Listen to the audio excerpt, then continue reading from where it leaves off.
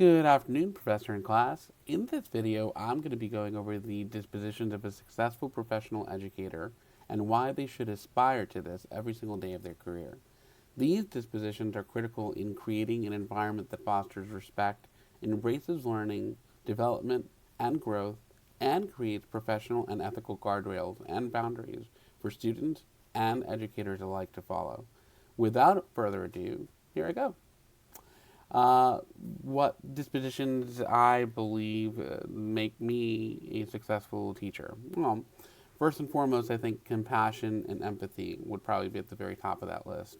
Flexibility, honesty, fairness, responsibility, and overall being an effective communicator, I think, are very crucial to being a successful educator.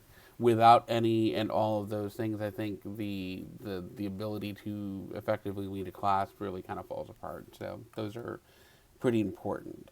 A successful educator should embody a range of dispositions that foster an effective and supportive learning environment. First and foremost, empathy is crucial. Understanding students' diverse backgrounds and challenges creates an atmosphere where they feel valued and heard. Patience is equally important as it allows the teacher to address varying needs and paces of students without any kind of real frustration. Teachers should also be adaptable. They should also be encouraging different strategies based on students' feedback. Super important, I believe, because every student kind of learns at their own pace. So that is very important. Um, Different assessments, different things should be kind of put into place to kind of assess as you go. And you should be flexible enough to be able to change course as needed as you go throughout the school year, and or if you have a student for multiple years, as you go through the motions of teaching him or her, you should be flexible enough to be able to change course if needed. um, Regularly evaluating your own teaching practices, your own abilities, your own strengths, your own weaknesses, I think is super important because things change over time. Who you are in the first year of your teaching is not who you're going to be 10 years into the profession. So, being flexible, being consciously aware of the things that you need to improve upon, I think are super important. And lastly, I think enthusiasm and genuine passion for the profession, I think is really important. Students know and they can spot fakery. I mean, I work with students now, and I can tell you that they know when you're up to snuff, and they know when you're not. And if you're genuinely interested, genuinely excited, genuinely passionate about what you do, it shows, and it really does kind of permeate into your practice as an educator. And students pick up on that very quickly. What do I think I need to work on before I actually enter the classroom as a first year professional teacher? I think patience. No, I've been told by several of the students that I work with right now that I have the patience of an angel, but man, I gotta tell you, there are days that I'm like, I don't know.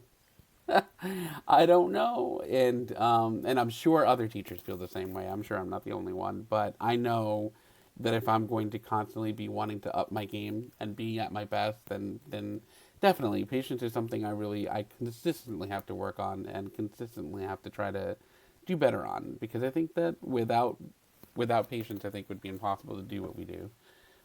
What attributes should a professional educator have, and how should they behave? What standards guide their thinking and their actions? I think that's a really good question. A professional educator should possess integrity, empathy, adaptability, and a lifelong commitment to learning. I think if we're going to be teachers, if we're going to toe the line and, so to speak, be the daily manifestation of what these kids should aspire to be when they get older, I think we've got to be at the very top of our game every single day. We should demonstrate respect for all students, fostering an inclusive and supportive environment. Professionalism is absolutely key, including punctuality, preparedness, adherence to ethical standards. Our behavior should reflect a dedication to equity. It should reflect setting a very high expectation and bar while providing equitable support to all of our students, regardless of where they're where they are in the learning spectrum. Um, Educators must think critically, must use evidence-based practices and data to guide instruction and to guide our practices as we go throughout the year with our students. Standards such as these form professional organizations such as INSAC or local educational frameworks that guide teachers on a local district level, and help shape actions emphasizing on student-centered learning, collaboration, and continuous improvement. Ultimately, educators should model these values, and as they seek to instill these exact same values into their students, we should also be modeling them every single day. How might teacher dispositions positively or negatively influence the psychological and moral development of our adolescents?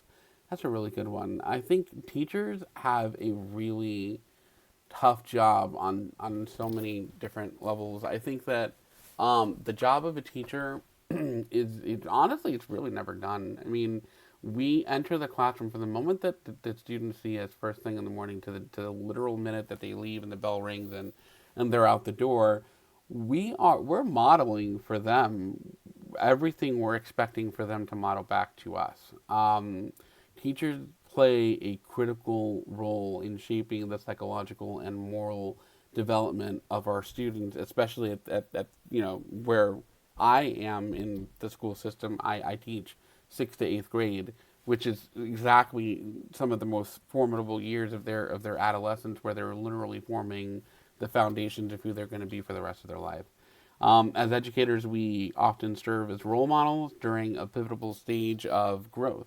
So, positive dispositions such as empathy, such as fairness, such as respect, foster that type of supportive environment where students feel free to express themselves, they feel valued, they feel understood, and it encourages self esteem, resilience, and a sense of belonging, which are truly essential for healthy psychological development. And honestly, teachers who demonstrate um, these these um, these dispositions, they often have students that model this right back to them, the type of kindness and accountability and ethical behavior that we're trying to show them.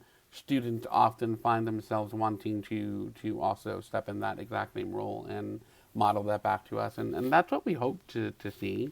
And we have seen plenty of studies in the last 20 to 30 years that really kind of emphasize that what monkey see monkey will do. And so if we are showing our students that we're capable of this type of behavior, regardless of what the outside world is kind of trying to permeate and get into our atmosphere, if we are setting up our environment as inclusive, as respectful, as inclusive, then those exact same kind of attributes that they'll try to model back to us. And so we're playing a very critical role because outside of home, this is probably the second largest place where they're really getting the bulk of their understanding of who what kind of person they want to be, right back at them. So, and then lastly, how will you uphold the expectations of this profession, including codes of ethics, professional standards of practice, and relevant laws and policies? I mean, this one kind of goes without saying. If you're going to be an educator, especially public school educator, and you're going to be held to the highest standard. I hold myself to the highest standard every single day. I walk into a classroom. Every time that I'm in some sort of interaction with a student, number one, I think to myself is what would I have wanted when I was at this grade level, 25, 30 years ago, is what would I have wanted. I would have wanted a teacher that was compassionate. I would have wanted someone who's empathetic. I would have wanted someone who understands where I am in my development. I would have wanted a teacher who models Christian behavior and ethical behavior. And most importantly, I would have wanted a teacher who really wanted me to learn, who wanted this environment of learning and growth and development all around me, so that I can continue to grow within that framework. Upholding these type of expectations, teachers, uh, it requires steadfast commitment to ethical behavior, professional standards, and adherence to relevant laws and policies. I personally am holding myself to consistently demonstrating integrity by making the type of decisions that prioritize my students' best interests, and while respecting their dignity, their diversity, and their right to equitable education, adhering to these codes of ethics and such as those established by professional organizations such as NEA or any state-specific framework.